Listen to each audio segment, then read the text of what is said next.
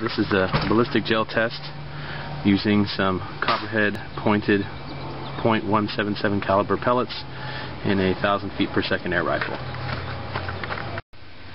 Commence firing.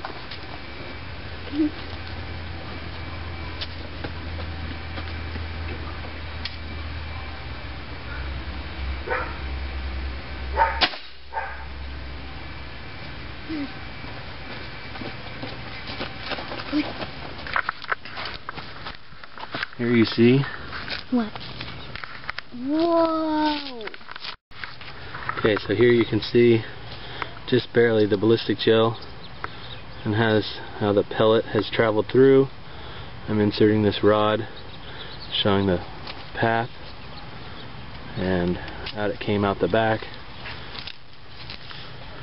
and straight into the backstop.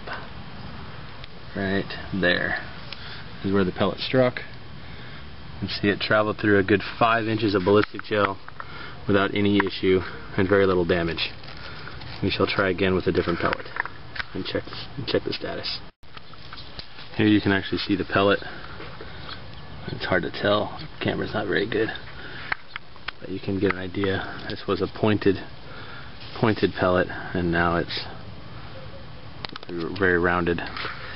Anyway, get the idea. Ballistic gel, air rifle, still equals painful shot, even with a pellet gun. Ballistic gel test number 2, same pointed .177 caliber pellet, 1,000 feet per second air rifle. This time the pellet is turned around backwards.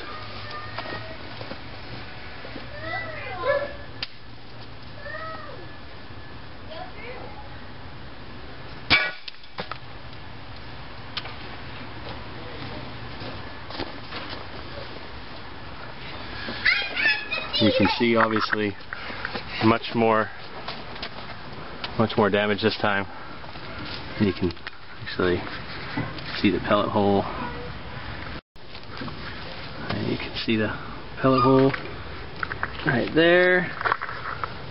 Actually traveled much lower. Actually hit the metal plate underneath. Here you can see the pellet. There's the pellet. Destroyed it. Bigger wound cavity. So it is confirmed that flipping a pellet backwards does much more damage. Thanks for watching.